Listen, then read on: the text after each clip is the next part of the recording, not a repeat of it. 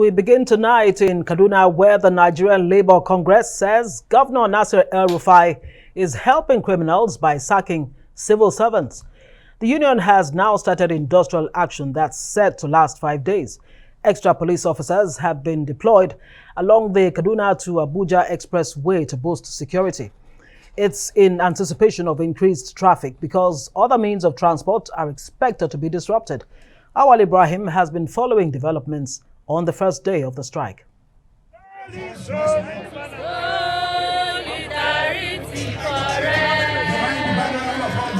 More than 40 trade unions are in Kaduna State for a 5-day warning strike in solidarity with their colleagues whose jobs are under threat. The march is being led by the national president of the Nigeria Labour Congress. Protesters are making their way from the Kaduna State NLC Secretariat to the state's House of Assembly. The unions are angry about the governor's decision to sack thousands of civil servants in both state and local government levels. We are also aware that 11,000 workers, their list is ready. He claimed he has not reverted to 18,000. We are aware, out of the 31,000 workers in the state, he did not pay 20,000 of them the April salary. In fact, in the local governments, those he paid 3 days ago, he paid 18,000 naira. These are the facts, and those workers are here to confirm. So, comrades, and the students are here. After throwing their parents out of job, he increased the school fees by 1,000%. And I have it on authority. 70% of the students of Kaduna State University are indigenous of the state. They are also children of workers, children of pensioners, children of petty traders. Yet they are now out of school because they cannot afford the school fees. What type of a system do we want to run? Is it not the same governor that benefited from public school? Union leaders say the governor shouldn't make the security situation in the state worse by taking away a source of income from thousands of people. Governor El-Rufai, if you recall, in 2017 we were here to protest against the sack of over 21,000 workers. Till today, majority of these workers have not received their payment, and he claimed then he was doing due diligence to the issue of competence tests. And later we also discovered that he re-employed his loyalists just for purposes of replacing them, thinking he was cutting costs. And now he has started sacking the local government workers again.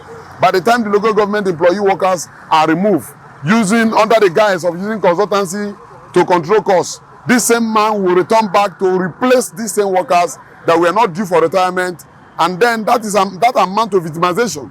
So there's no way trade union will fold their hands and allow a governor who is an employer to arbitrarily remove workers without due cost and due diligence to respect to the rule of law. These women go out to do for daily bread by selling. Their shops have been destroyed totally.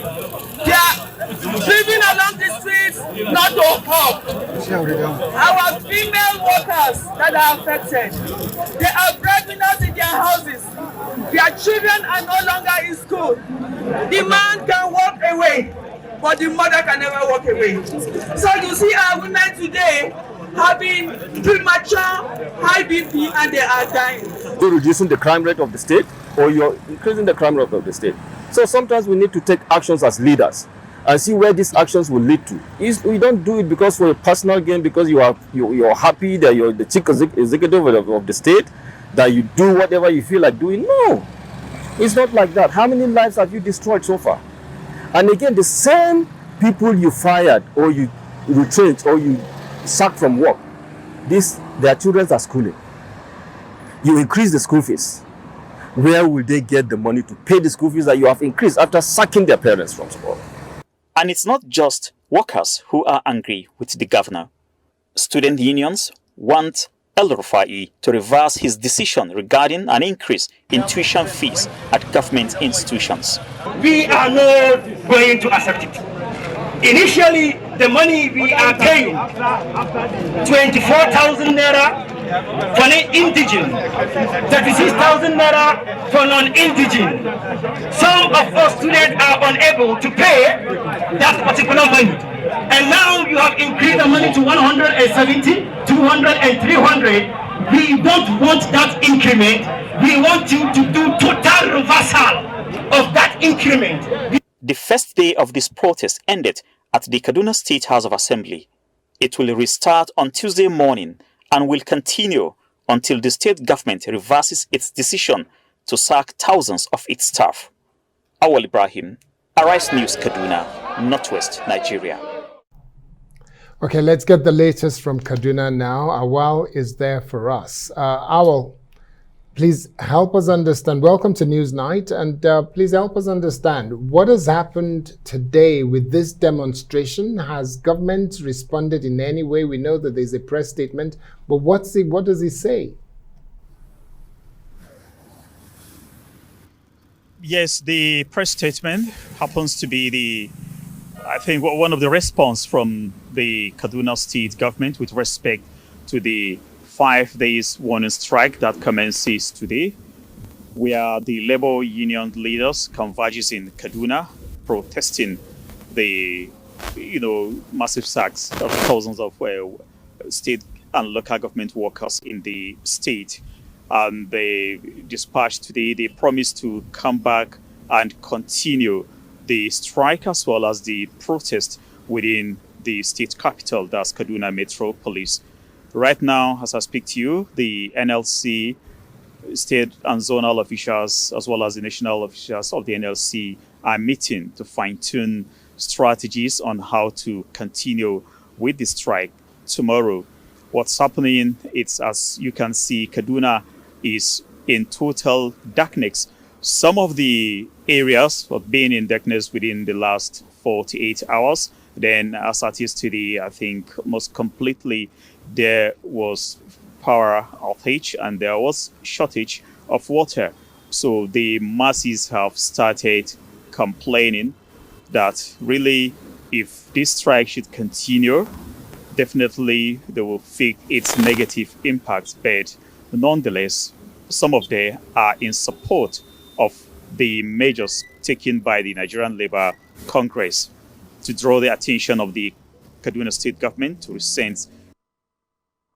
Okay, Awwal, can you confirm for us that the acting IG of Police, Inspector General of Police, Usman Bako, has indeed deployed extra security in Kaduna State? What's that looking like and how are people reacting to this? Yes, I think that was after the strike, or rather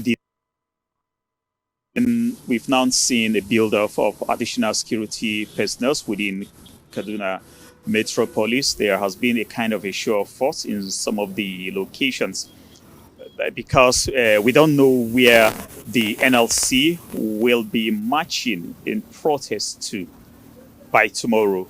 That's when we will know. But today, they started from the NLC Secretariat, make a brief stop at the Kaduna State Government Secretariat, which appears to be operating. But officials of the NLC, I think, disrupted and they asked some of the workers that came out to work to leave the places and join the strike. Then they now moved to the State Assembly, which is still locked due to the ongoing strike, by the State Assembly workers who are also members of the NLC. So I think they are now strategizing on how to continue with this strike by tomorrow. The state government in its press release is indicating or alleging that some of the NLC members have gone into hospitals and chased out people who are workers there and chased out even some of the patients. They mentioned General Hospital, Kao, Tudunwada, Kafanchan, and other places. Did you witness NLC members chasing out patients and workers in hospitals? Well, we've not gone to any of the hospitals, but from the contacts we've made, I think most of the health facilities were under lock and key. because right from the secretariat there have been, the NLC has been issuing instructions that they should make sure nothing works within Kaduna State. There are reports that actually all those social institutions have been under lock and key in many of the places.